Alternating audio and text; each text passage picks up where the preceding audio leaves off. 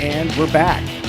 I want to introduce you guys to not only one of my best friends, but one of the best, most efficient people that I've ever met in the car business. I mean that. Appreciate that. Thank you. Thanks for having me on. Joshua Sevegas, What's going on, guys? when and where did we meet, buddy? I think it was 2011, so about 8 years ago. I just got a job at Acura Seattle. Yep. You were brand new in the car biz. Yeah, it was a green pea. You guys are OG car yeah. guys. This is great. Yeah. Yeah, I was selling cars. I had just started. I think my first month there, I just kind of fumbled around, had never sold a car, didn't really know the process or anything like that. And I remember I was just turning customers like, I couldn't really make the whole process work. And Well, I'll tell you what I saw. So I saw probably more raw talent in you than anyone I'd ever met in the car business. And the effort was always there. It was just I got an A for effort. you didn't know what you were doing yet. You were trying Yeah. hard. Clearly a very intelligent dude. And I just kind of observed and decided, all right, I'm going to put some effort into this dude. So how did that go? Well, What did we talk about? I'm still in the car business, so I mean, I definitely learned a lot.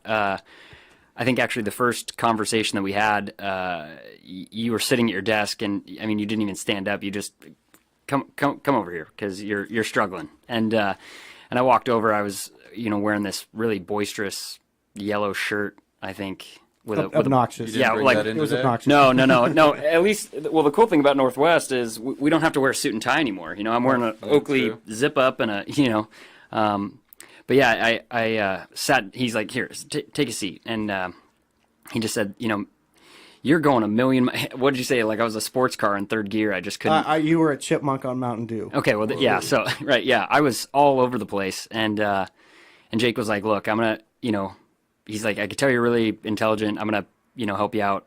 I'm gonna show you the process, and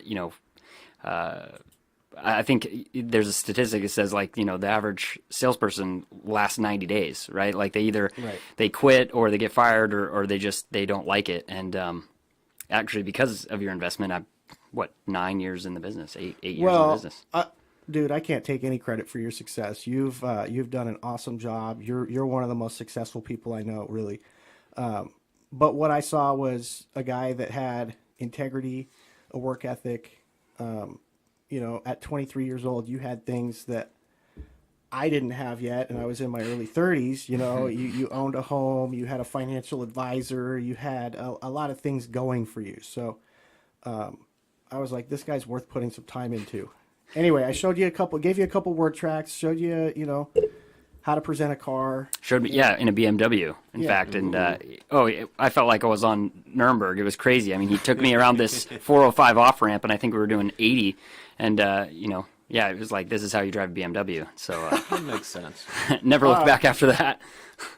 Anyway, so you soaked it up like a sponge and very quickly became a rock star salesperson. So, it was all you, dude. You didn't take it personal. You didn't get offended or get your feelings hurt because I'm kind of blunt, but Sometimes. I've truly been proud to watch what you've been able to do in the car business. So he spent less than 5 months on the sales floor and then gets sent to finance school, where you've spent 7 of your 8 years in the auto industry as a finance manager. Yeah. Mm-hmm. Just recently got promoted to sales manager. And finance is one of those things I kind of want to tackle today because I think, part of that mystery of the car business is, what are the variables that go into getting an auto loan? Yeah. And, There's a lot of I think pieces a lot of on the finance side. Yeah. Yeah. Absolutely. more than just credit score. Yeah.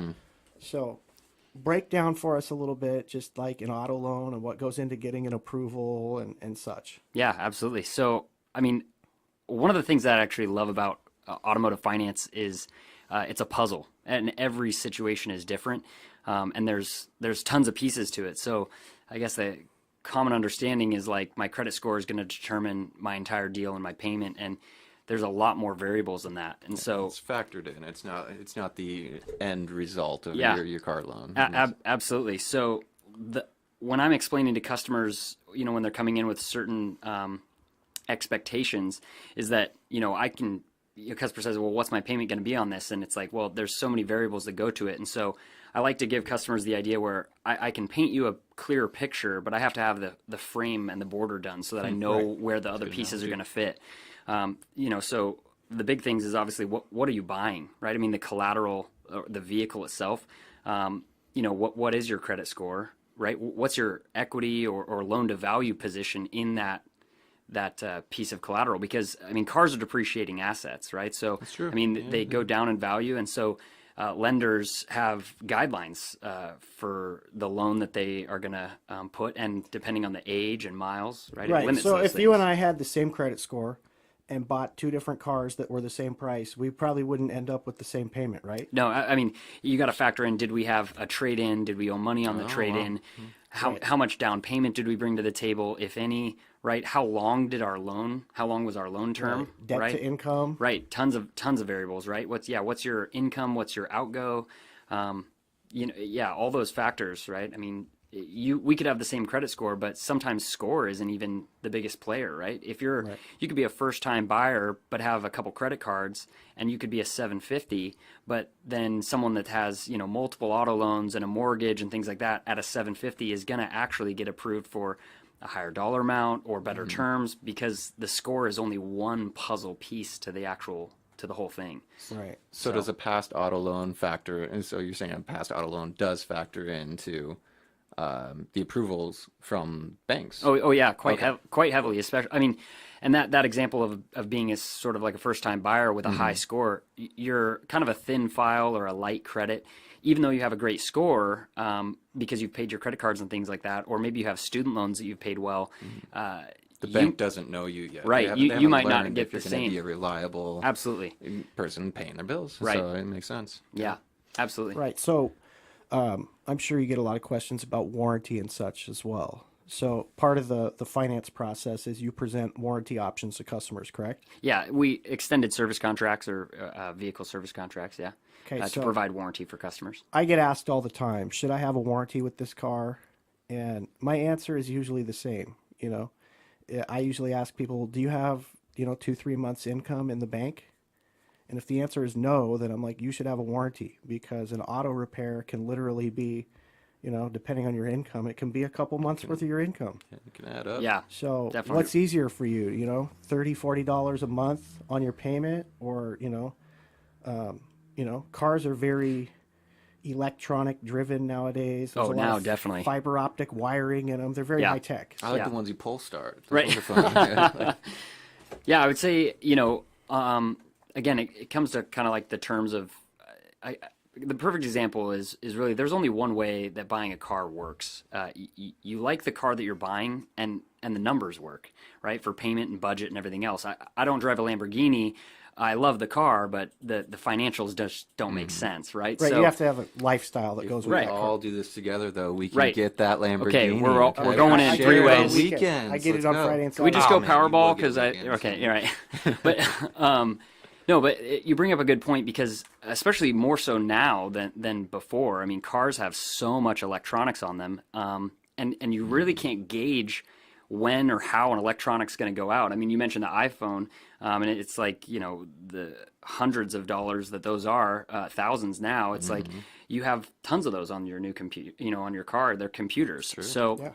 The mechanical aspects of vehicles have gotten a lot better because of the computers on the vehicles now. But I mean, as long as you're maintaining your vehicle, you can maintain the mechanical stuff, right? Oil changes and lubrication and things like that. But you can't really maintain the computer aspect. And Right, so right. Well- having a service contract, like you said, $30-$40 a month on average in payment, it allows you to have a consistent monthly payment where you don't have to forecast ahead of time for a giant repair. Rainy day fun. Exactly, Yeah. right? So, I mean, if you're looking at a vehicle, especially on the used side, which is where we specialize, Yeah. Cars break, right? Yeah, I mean, it does and happen. things go wrong, right? So, having an extended service contract in your payment just allows you that peace of mind where you go, I know what my payment is every month, and you don't have to worry about that rainy day fund, like Colin's saying. Right. Well, I've probably said this 30, 40 times to various customers. I say, having a warranty is like going camping with a gun. It's better to have it and not need it than need it and not have it. Right. Yeah. You never know when the mountain line's coming Yeah, out. Right. so- Yeah.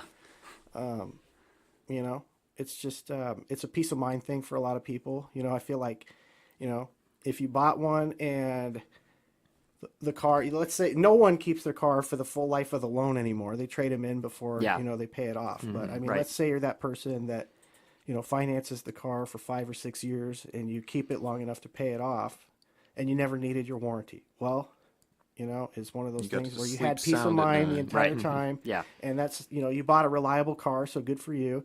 And the, you know, the $30-40 a month, it really wasn't that big a deal. Yeah. You know, so And that all the actuaries are going to prove out. I mean, again, with the all the tech that we have, all the info that customers can get to, you know, using a resource like Edmunds.com or KBB, they have actuary tables like true cost of ownership. Because again, when we talk finance, right, customers budget, they focus on payment, but you also got to factor in like maintenance costs, gas, insurance, right? There's repairs. These are all real things. So when you're looking at an overall, you know, package for a vehicle that you're going to buy, it makes sense to look at what actualized repair costs are for Yeah. that make and model. well, right, and you know, certain brands have a reputation for being more reliable than others. But Totally. the reality is, they all break. Oh, And yeah, they all right. need Everything- maintenance. So yeah, I mean, it goes when I worked wrong. at Honda, you know, Honda buyers, they buy Hondas because they know they're reliable. A lot Right. of people are on their third or fourth Honda that they've owned in their Mm-hmm. life, and a lot of them are like, "Oh, I don't need a warranty; it's a Honda." And well, that's partially true, but if you go out in our service shop, it's full of Hondas out there on lifts they're that going they're through having them. things fixed or replaced. Yeah. You know, they are great cars, but Not bulletproof though. they're That's yeah, for they're sure. still machines Yeah. that, you know. A prime example is like, you know, Lexus. I mean, here locally, you know, they have 23 service bays. They're a huge dealership, right? And it's like they're not just doing oil changes, Yeah. right? Right. But there's And- so many computers on these new And they're luxury cars rated, and you know, trucks. number one in resale value Yeah, and reliability, I believe too. reliability for all Lexus the and premium Toyota, brands. But yeah, they still need to be fixed. yeah, So, and it's not like the engine or transmission that you really need to worry about. The powertrains are pretty bulletproof now. yeah, It's and the newer the cars for sure. window motors Yeah, and the the head little unit. pieces, the that door head handle unit thing. alone. Yeah, the screen in the dash. That I mean, digital touchscreen head unit, that can be a backbreaker if that thing goes out. So Everyone watching this right now has like one piece on their car right now that is broken. Right, yeah. Right. There's one thing. It's either the radio knob, Right. or the door lock in the Right. back left passenger Right. side. I mean, that's always power there's a seats, heated something. seats. Yeah, something's bound to go. So tell us now what it's like being a sales manager. I know that was a recent promotion that kind of came to you by surprise. Well, yeah, I'm actually kind of a hybrid at Northwest. I mean, it's actually one of the compelling things about being part of this organization in general is we're so big and we have so many available opportunities that I'm now kind of blending being a sales manager and also doing finance still. So I'm doing a mix of both. Right. I'm sure if they needed you to step back into the finance office to fill a void, Right. it's, I mean, the more hats you wear anywhere, you know, in or out of the car business, the more valuable you are, the more jobs you can do. So, Right. Well, you know, the one thing that I appreciate, at least from being in a new role, is I'm learning so much stuff again, right? And I mean, finance, doing it for so long, you're still kind of like learning, you know, new laws and state regulations and things like that, and you know, always kind of like looking at the lenders and the rates that change kind of frequently, and learning new programs, but.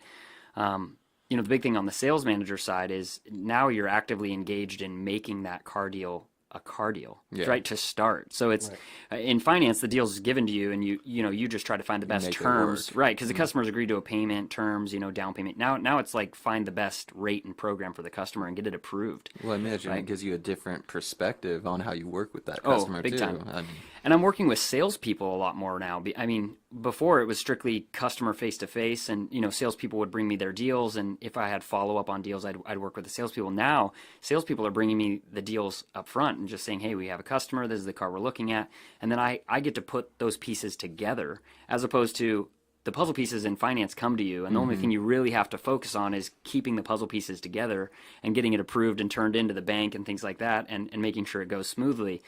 Now I'm the puzzle master. I'm like I'm putting the pieces together to actually make a deal work, right? cool. So having the background in finance though gives me, I think, somewhat of a good edge, because I can see both sides of the spectrum and make sure that I'm really getting the best possible options for the customer. That's cool. So Awesome. So now, just because I'm the IT guy, the nerdy guy, Right. I want you to talk a little bit about that giant TV screen sitting Oh, on yeah. every finance guy's desk. Yeah. I mean, what does it do for you? I mean, I know what it is. I just want everyone else to DocuPad? the yeah, DocuPad. Like, So in finance, we use this DocuPad system. It's an electronic tablet or electronic Giant desktop. iPad. Yeah, I mean, it's That's the what size. it It's the is. size of this table, right? And so customers actually can engage in the whole process with a stylus. And now, I mean, for things like just compliance and ease of customer use, I mean, frankly, I wish we had one. We could actually show it. It blows people away because it's like It's cool. It's It's super really- futuristic, yeah, right? You're it's- actually touching a it's screen. like and- Minority Report, where Right, they're yeah, moving right. all You're the moving things stuff around, Yeah, it's cool. like Hawaii 5-0. I've worked at some nice dealerships in my career, and Northwest Motorsport's the first store that I've been to that has the DocuPad cool. system. So Yeah, we were one of the first in the state for sure to have it. Again, being from the IT side, right? With Colin, it's like we are innovative, right? I mean, It's cool. Yeah, I so love that kind of stuff. but that process makes it super easy for customers. All the forms are electronically signed. The customer works at their own pace, right? They can move through the screens.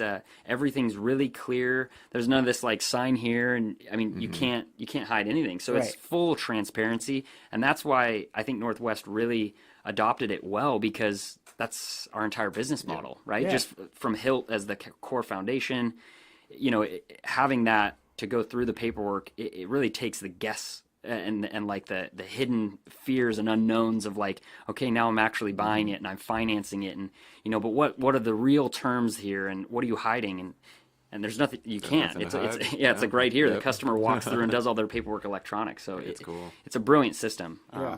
We really love it. Well, buddy, we're gonna have to take a break here. Cool. But Thank you for coming on. Hey, yeah, appreciate guys, I it, appreciate yeah. it. I love you, man. Obviously, you're one of Happy my best Valentine's friends. Day, and, guys. The bromance is real. proud of you. It's been awesome to watch. Your career. Just what you've done with it. So. Yeah. Hey, I appreciate it, man. Yeah, Thanks. man. Thanks for coming on. All right. Yeah, thanks for giving me a call, We're guys. gonna take a break and get some sponsor recognition, and we'll be back. Northwest Motorsports subscribes to a different approach when it comes to selling vehicles. Honesty, integrity, loyalty, and trust. Our sales staff offers top-tier customer service because the only thing more important than our vehicles are our customers. Our custom-lifted trucks are prepared by fully trained technicians. Each of our 1,500 vehicles are meticulously tested through a 43-point safety inspection. If you're in the market for a truck, car, or SUV, make sure Northwest Motorsport is your first and last stop.